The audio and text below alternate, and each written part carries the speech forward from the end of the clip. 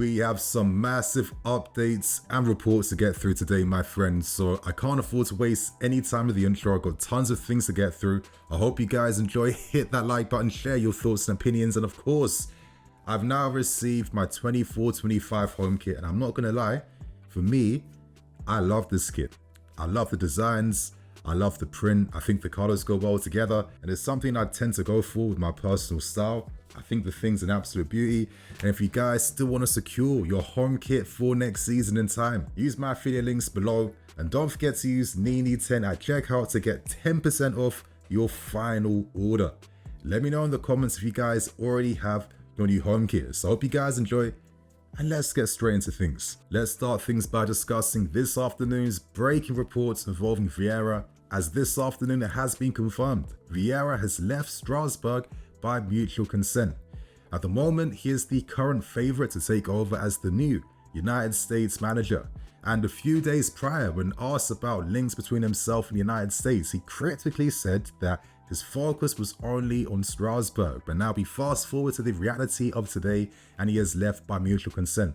On one hand, Blueco felt like maybe he wasn't necessarily getting the best out of their investment, but from Vieira's side, he felt like he wasn't getting much confidence that there would be significant improvements made to the squad for this summer. On the other hand, there was major uncertainty around whether he would have the opportunity to work alongside Angelo Gabriel, but most importantly, Andre Santos. I mean, Andre Santos was signed for Strasbourg for the second half of last season. They had a big upshift in form when Vieira finally had that more defensive-minded player that links their defense and their midfield together. Still though, Vieira isn't necessarily the most tactically accomplished manager. He's a manager that prefers to maybe give more responsibility and onus to his players. He has been praised throughout his career for developing young players and improving them. You guys can go on Google, you can type this in yourself, you'll read countless stories of former players praising the management and the development they got under Vieira. But he isn't necessarily that tactical guy. Still though, you could argue, were Blueco expecting miracles? Because when you're going to take over Strasbourg and you're not keeping their best players like Habib Diallo, he got like nearly 20 goals that season when Strasbourg, the season prior before Blueco bought them, got into a top 10 position and got like 7th place in the league. Can you expect instant improvements when you're selling your star experienced players to replace them with exciting young prospects for big money? I'm not too sure. In the end, they were 10 points off the relegation zone and at least 11 points off European place, so they were like the definition of mid-table. But in the meantime, regardless of how you feel about the caliber of his management, it's not necessarily great that Vieira has left them after already taking over pre-season. It doesn't communicate that this was a move that was being prepared for in advance. It seems like this is something that's kind of come from nowhere.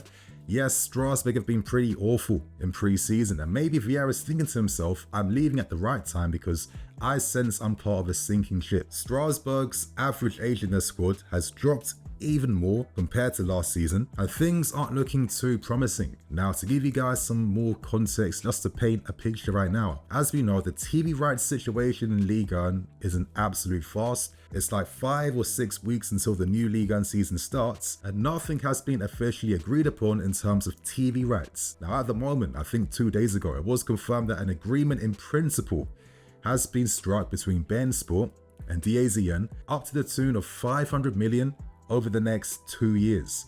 Now, even though this kind of gives a small safety net to Ligue 1 clubs, this deal is still pretty poor.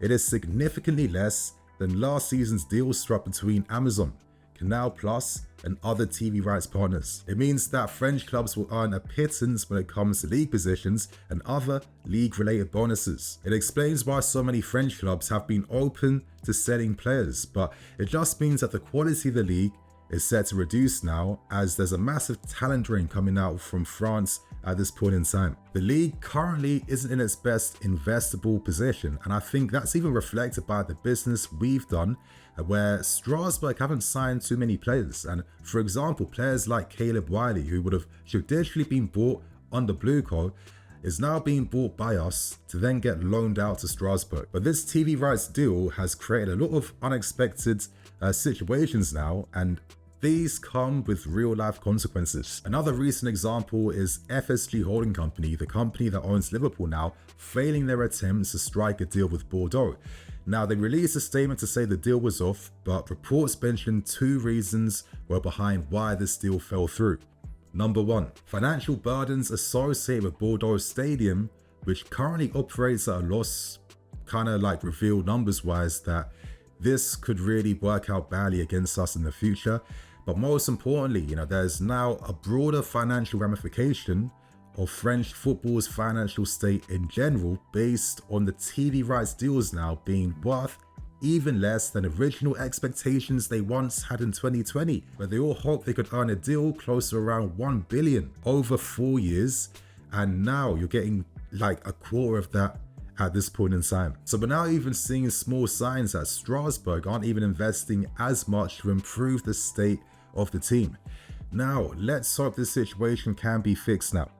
Ideally, I wouldn't mind seeing Santos and Gabriel remain at Strasbourg again for 1 more season. There is an opportunity now that with other clubs selling players, if Strasbourg can have a strong group of players and a good manager, is there a possibility to climb up the table? That could be on the horizons, but who knows? But it goes back to one thing I always stress, we've forced too much change all at once to pursue a multi-network model at the same time of developing the first team. It's like we haven't even completed Chelsea's A team, and we're doing this like Chelsea B team project with Strasbourg, and we're setting ourselves up for risk now due to the financial implications of this TV rights deal. Now, let's hope for our sakes, and I say this partially as a fan, because listen, I might not have agreed with the strategy, but we're in it now, so I'm gonna naturally want the best case scenario, and let's hope that this period is just typical of testing of waters. That's normal when change does come, right? And let's hope that we ride this wave to success and that Strasbourg don't get relegated, because that would be an absolute disaster. And let's hope that both them and us have good seasons next season. So that's the Vieira news out the way. And now we have to move on to discussing one of the big developing stories involving the Enzo Fernandez drama, as it seems like the situation is escalating and still ongoing. Now, as we know, Fernandez released a statement that very night that this news first broke, and listen, I wasn't expecting fireworks with it. For me, it was about acknowledging what he did, and the real conversations will happen behind the scenes. Since then, the club have released a statement as well, which we all saw yesterday, and as I said before, short, concise, not expecting fireworks, and I imagine they are still deciding how to tackle and discipline Fernandez behind the scenes right now. So this is still an ever-evolving situation and process going on. I've noticed more details already, like the club have taken Enzo's name off the official club megastore, not like where you can't buy his shirt, but he was originally like one of the names you could buy on their homepage, but they've since replaced him now with Moises Caicedo. But regardless, Enzo Fernandez has some time off before he rejoins the club for pre-season duties in the next 1 to 2 weeks. And we are now learning from The Athletic that the situation within the squad is still pretty tense, and there is still a lot of time that is needed now to resolve this situation. The report mentions that before this situation, pre-season was going better than originally expected. The players are really taking to Enzo Maresca, which is good because a lot of them were very close to Mauricio Pochettino last season. So that's testament to Enzo Maresca, his character, and obviously his management as well too. And the report mentions that there was a strong sense of togetherness within the squad before this episode, but since then, small fractures have been created, and let's hope these small fractures are temporary and they're not permanent. And I'm personally believing that they will be temporary, and they can only get fixed once this Enzo situation is sorted out. But we learned obviously that Nico Jackson was in support of his boy. Of course, he put out a tweet. It was later deleted by the player. We know that Dacia Fofana came out to speak out against what had happened as well. He wasn't impressed, and I'd imagine that French-speaking players won't be impressed by the sentiment that was expressed in that song. I mean, I'm sorry, it's a silly, ignorant, racist song. It was wrong even back during the World Cup final in Qatar when it first came out. And as I said in my previous video, it is up to Enzo Fernandez to win back the trust and faith of his teammates, because the Athletics article mentioned the fact that most of them just couldn't understand or believe why Enzo had done any of the things that he did in that video, why he made any of those comments. And I agree with that. Why did he do that?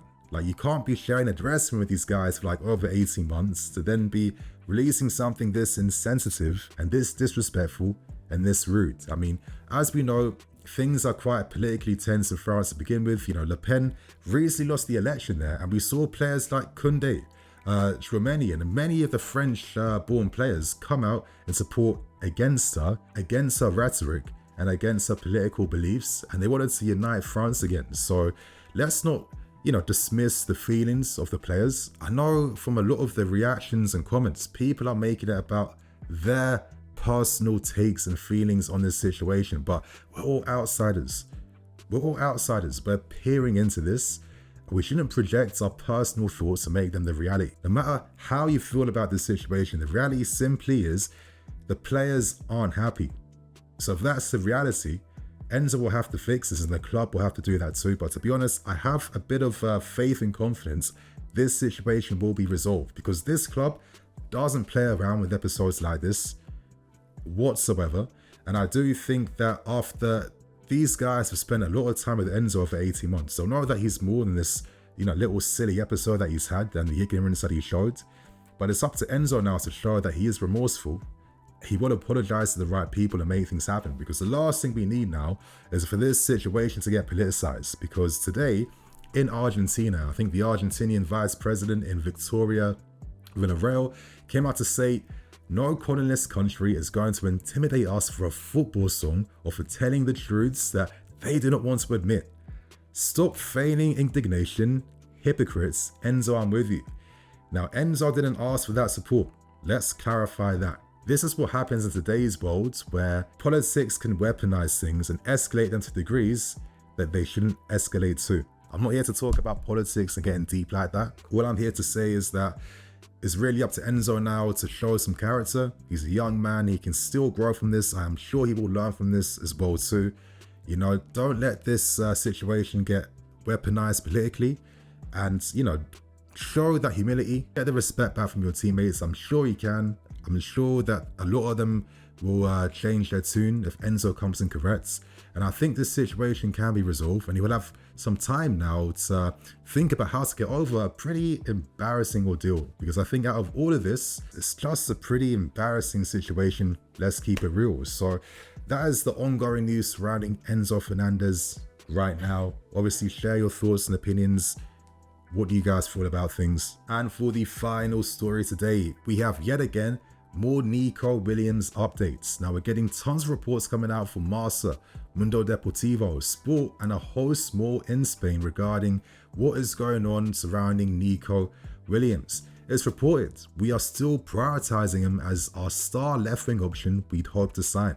He's been a long-term scouting target now for like 2 years minimum, and reports reveal that Enzo Maresca really wants Williams for next season, which makes a lot of sense because Maresca likes to use wingers to hold the width, and in a Nico Williams that can play on either side, two-footed, you know, can invert, overlap, move in field, stretch play. He can do everything you want, and he does it with skill and finesse. Of course, Maresca wants a star guy like this in his system, but at the moment, we know Barcelona are the main favourites, and only a few days prior, Laporta came out to publicly state Barcelona's interest in the player, saying that Barca could afford him. But it seems like a lot of cap because Barca yet again have financial difficulties. You know, at the moment, they are working on proposing a similar deal in which they first signed Lewandowski, where essentially it worked like this. Lever was offered a 5-year deal. He took a wage reduction for the first 2 years, the massive spike to come in his wages in the 3rd season. However, to further protect themselves, Lewandowski has to complete a certain amount of games in his 3rd season to qualify, but they've also entertained potentially even letting him go because they can't afford to pay his wages if he becomes the star striker for next season. On top of that, they still owe millions in deferred payments to Frankie de Jong.